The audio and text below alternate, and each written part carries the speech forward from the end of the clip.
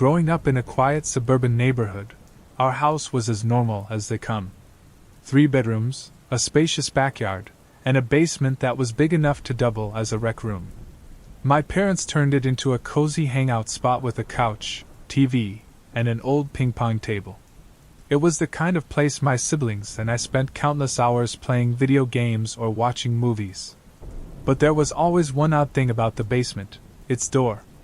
No matter how hard you shut it, it wouldn't stay closed. It would pop open an inch or two as if the house were breathing. My dad joked it was a quirk of the house settling, but I always found it unsettling. It wasn't until I was older that I realized the door wasn't the problem. Something else was. The first strange incident happened when I was 15. My parents had gone out for the evening, and I was babysitting my younger brother, Ethan. He was 8 at the time and a total ball of energy. We'd spent the evening in the basement, playing Mario Kart on the old console. Around 9 p.m., I told him it was time for bed. He groaned but didn't argue, trudging upstairs to his room. I stayed behind to tidy up, turning off the game and stacking our plates of half-eaten pizza on the counter. That's when I heard it, a faint tapping sound coming from the far corner of the basement. At first, I thought it was Ethan messing with me. "Nice try, bud!" I called out, expecting him to burst out laughing. The tapping continued, steady and deliberate. I froze, my heart pounding. The far corner of the basement was where we kept the storage boxes, old holiday decorations, childhood toys, and junk we never got around to throwing away. The shadows cast by the dim overhead lights seemed darker, heavier. "Ethan?" I called again, my voice shaking slightly. No answer. Grabbing my phone, I turned on the flashlight and cautiously approached the corner. The light illuminated rows of dusty boxes and cobwebs, but nothing unusual. The tapping had stopped. I told myself it was probably the water pipes and headed upstairs, leaving the basement lights on. Later that night, after Ethan was asleep, I was lying in bed scrolling through my phone when I heard it again, the same rhythmic tapping. This time, it was coming from directly below me. My bedroom was right above the basement. I held my breath, listening. The sound was faint but distinct, like someone gently knocking on the underside of the floorboards. I wanted to convince myself it was just the house settling, but deep down, I knew better. The next morning, I mentioned the noise to my parents. My dad shrugged it off, saying it was probably the water heater.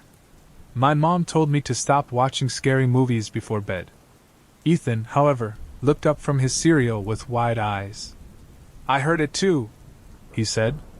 "It was tapping on the basement door." I frowned. "Last night?"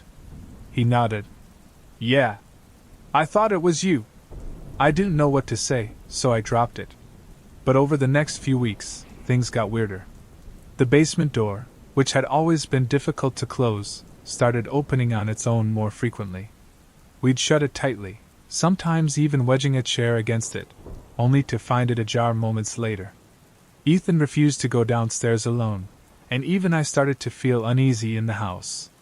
One evening I came home from soccer practice to find my mom standing at the top of the basement stairs, staring down into the darkness. She was pale, her hand clutching the doorframe. "Mom? What's wrong?" She didn't answer right away. When she finally spoke, her voice was barely above a whisper. "I thought I heard someone down there." My dad came home shortly after and searched the basement thoroughly, but he didn't find anything. Still, my mom insisted we keep the basement door locked at night. Dad installed a heavy-duty lock the next day, and for a while, things seemed to settle down.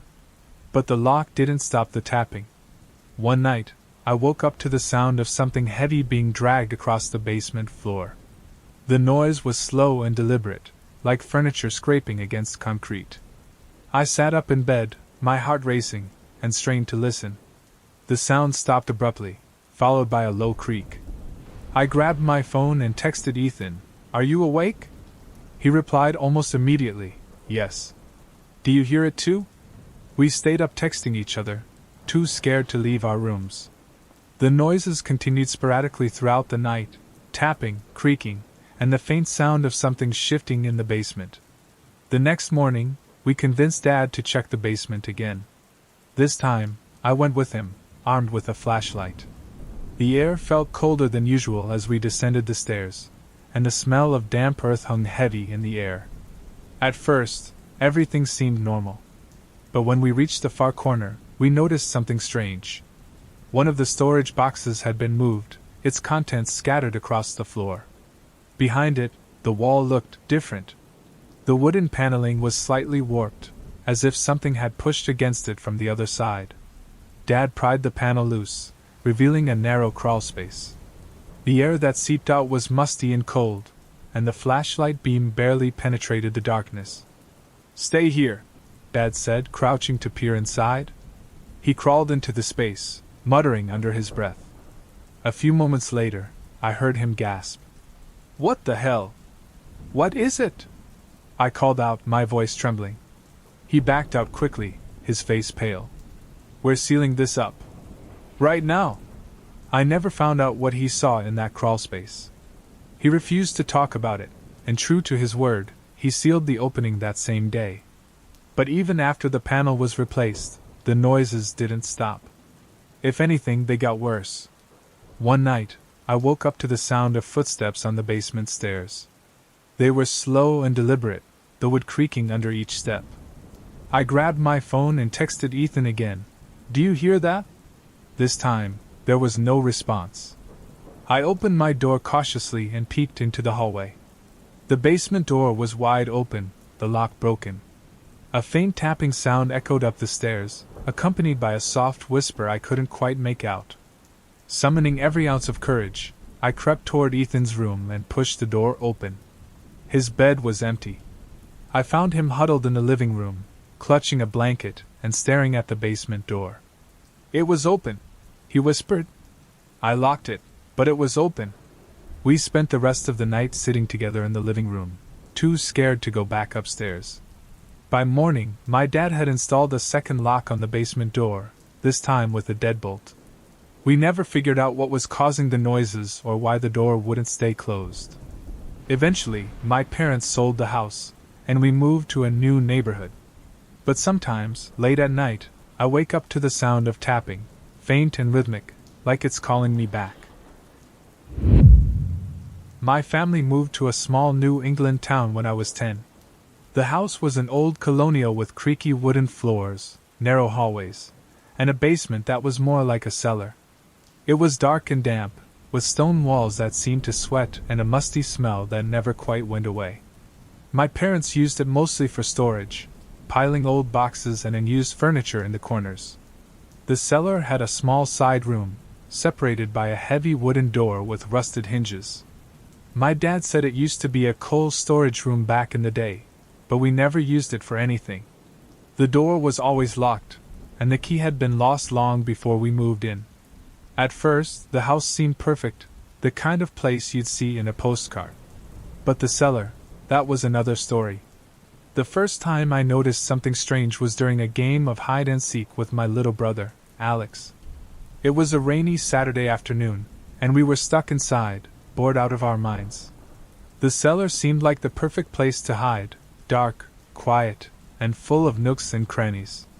I was crouched behind a stack of boxes when I heard it, a soft shuffling sound, like footsteps, coming from the far side of the cellar. I froze, thinking Alex had found me, but when I peeked out, there was no one there. "Alex?" I whispered. No response. The shuffling stopped, replaced by a faint tapping noise, steady and deliberate. It seemed to be coming from the locked coal room. I crept closer, my heart pounding. The door to the coal room was slightly ajar, even though it had always been locked. A sliver of darkness spilled out into the cellar, deeper and blacker than the shadows around it. "Alex?" I called out again, my voice trembling. The tapping stopped.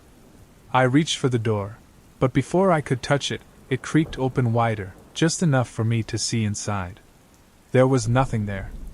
Just an empty, pitch-black space that seemed to stretch further than it should have.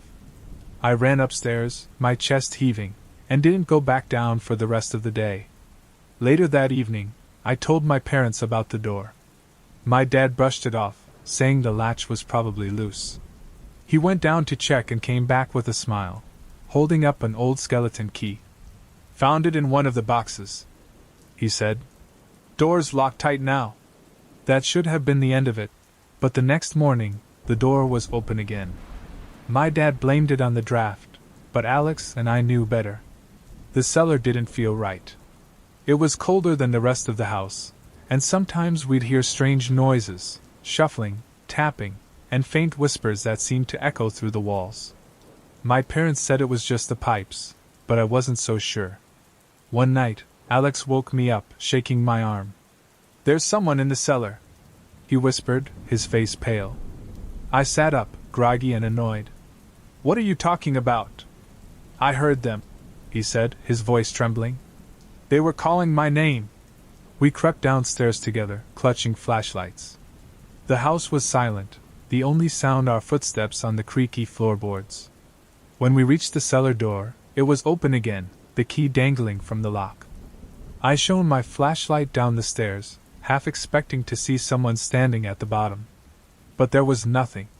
Just the usual shadows and the faint smell of damp earth. "See?" I said, trying to sound braver than I felt. "There's no one here." But Alex wasn't convinced. He pointed to the coal room door, which was ajar once more. "It's coming from there." We descended the stairs, the beams of our flashlights cutting through the darkness. As we approached the coal room, the whispers started again, soft and barely audible. It sounded like a woman's voice, but the words were impossible to make out. "Who's there?" I called out, my voice echoing in the confined space. The whispers stopped. I reached for the door, pushing it open all the way. The room was empty, but the air felt heavy, like it was pressing down on us. In the corner of the room was a small pile of coal, black and glistening in the light. Something was sticking out of it, a piece of fabric, faded and tattered. "What is that?" Alex asked, his voice barely above a whisper. I stepped closer, my flashlight trembling in my hand. The fabric was part of a dress buried beneath the coal. As I reached out to touch it, the pile shifted, and I jumped back. "We need to tell Mom and Dad," I said, grabbing Alex's arm. But before we could leave, the door slammed shut behind us. The light from our flashlights flickered and dimmed, plunging the room into near darkness. "Open the door!" Alex shouted, pounding on the wood. I tried the handle, but it wouldn't budge. The whispers started again, louder this time, and I could feel the air growing colder. "Help us," the voice said, clear and sharp. The pile of coals shifted again, spilling across the floor. Something was moving beneath it, something pale and skeletal. A hand emerged first, followed by a face, sunken eyes, hollow cheeks, and a gaping mouth that let out a low, guttural moan. We screamed, scrambling to the far side of the room as the figure pulled itself free. It moved slowly, unnaturally, its limbs twisting at odd angles. "Get out!" it hissed, its voice echoing in the small space. The door suddenly flew open, and we bolted up the stairs, not stopping until we were outside in the yard. My parents didn't believe us when we told them what happened. They said we'd let our imaginations run wild, that the coal room was just an old, dusty storage space. But after that night, Alex and I refused to go back down there. A few weeks later, my dad decided to clear out the coal room. He found more than just coal, bones, old and brittle, buried deep beneath the pile. The police were called, but they couldn't identify the remains. They said they were decades old, maybe even a century, and that there was no way to trace them. My parents sealed the coal room after that, boarding it up and filling the doorway with concrete. The noises stopped, but the unease never went away. We moved out of the house a year later, and I haven't been back since. Sometimes, though, I still hear the whispers in my dreams, calling me back to the cellar. When my wife and I bought our first home, it felt like a dream come true. It was an older house, built sometime in the 1920s, with creaky wooden floors and vintage charm. The kind of place you'd see on a postcard, with a white picket fence and a big front porch. The basement, however, was a different story. It was dark and damp, with concrete walls and a single flickering bulb hanging from the ceiling. The basement was mostly unfinished, except for a small, enclosed room beneath the staircase. The previous owner said it was used for storage, but something about it felt wrong. The door was small and made of thick, splintered wood, with a rusted padlock keeping it shut. When I asked about the lock, the owner shrugged and said, "Old houses have secrets. Best to leave that one alone." I wish I'd listened. At first, we ignored the room. We used the basement for storage and laundry, only going down there when we needed to. The rest of the house more than made up for the unsettling vibe of the basement. But then strange things started happening. It began with the noises, soft, rhythmic tapping, coming from somewhere beneath the stairs. At first, I thought it was the old pipes or the sound of the house settling. But the noises didn't follow a pattern. They happened at odd hours, growing louder and more deliberate over time. One night, I went down to the basement to do some laundry. As I sorted through the clothes, I heard a faint scraping sound. It was coming from the small room. I froze, my heart pounding. "Hello?" I called out, my voice echoing off the concrete walls. The scraping stopped. I told myself it was just a rat or some other pest and decided to check it out. The padlock was still in place, the door sealed tightly. I shone my flashlight through the narrow gap between the door and the frame but couldn't see anything inside. The moment I turned off the flashlight, the tapping started again, louder this time. I hurried back upstairs, leaving the laundry half finished. My wife, Sarah, was skeptical when I told her about the noises. "It's probably just the wind," she said. "Or maybe the neighbors." "We don't have neighbors close enough for that," I said. "And it's not the wind. It's coming from inside the room." She sighed and gave me a reassuring pat on the shoulder. "Let's call an exterminator. If there's something in there, they'll find it." The exterminator came a few days later. He was an older man with a thick New England accent and a no-nonsense attitude. I led him down to the basement, explaining the noises as he inspected the room beneath the stairs. "Well, there's no way anything's getting in there," he said, running his hand over the door. "This thing's sealed up tight. Whatever you're hearing, it's not coming from inside." I felt a mix of relief and unease. If the noises weren't coming from the room, then where were they coming from? The exterminator set a few traps in the basement and left, but the noises didn't stop. If anything, they got worse. A few nights later, Sarah and I were woken by a loud thud coming from the basement. It was followed by a series of heavy footsteps, slow and deliberate, moving across the concrete floor. "Did you hear that?" Sarah whispered, her eyes wide. I nodded, grabbing the baseball bat I kept under the bed. "Stay here." I crept downstairs, my heart racing with every step. The basement door was open, even though I was sure I'd locked it before bed. I flicked on the light, the bulb casting long, flickering shadows across the walls. The room beneath the stairs was open. The padlock lay on the floor, rusted and broken. The door hung ajar, revealing nothing but darkness inside. I stepped closer, gripping the bat tightly, and shone my flashlight into the room. It was empty, just a small, dusty space with crumbling walls.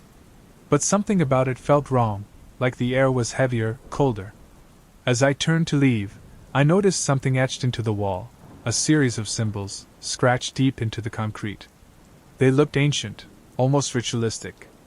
I didn't sleep that night. The next morning, I told Sarah what I'd found. She suggested we hire a contractor to seal up the room for good, but part of me wanted to know more. I started doing research, digging through old records at the local library. That's when I found the history of the house. In the 1940s, the house had belonged to a man named Henry Whitaker. He'd lived alone, a recluse who rarely left the property. Neighbors reported hearing strange noises coming from the basement, chanting, screams, and occasionally, children's laughter. Whitaker disappeared in 1947. The house sat vacant for years before being sold. That night, the noises escalated. The tapping turned into banging, and the footsteps returned, pacing back and forth beneath the stairs. Sarah begged me to call the police, but I knew they wouldn't find anything. Whatever was happening wasn't normal. At midnight, I went down to the basement alone. The door to the room was wide open, the air inside colder than ever. The symbols on the wall seemed to glow faintly in the dim light. "Who's there?" I asked, my voice shaking. The room was silent for a moment, and then I heard it, a voice, soft and raspy, coming from the darkness. "Help me!" I stumbled back, nearly dropping the flashlight. The voice came again, louder this time, more desperate. "Help me!" I wanted to run, but something compelled me to stay. I stepped into the room, my breath fogging in the icy air. The voice grew louder, overlapping with whispers that seemed to come from every direction. "Leave!" one of the voices hissed. "It's not for you!" Suddenly, the door slammed shut behind me. The flashlight flickered, and I was plunged into darkness. I don't remember much of what happened next. The air grew heavy, pressing down on me like a weight. The whispers turned into screams, deafening and chaotic. I felt something cold and sharp brush against my arm, and then everything went silent. When I woke up, I was lying on the basement floor, the door to the room sealed shut once more. Sarah found me there, pale and trembling, unable to explain what had happened. The next day, we packed our things and left the house. We didn't bother trying to sell it, we just wanted to get as far away as possible. I never went back, and I never found out what was in that room. But sometimes, in the dead of night, I hear the voice again, soft and raspy, calling from the darkness. "Help me!"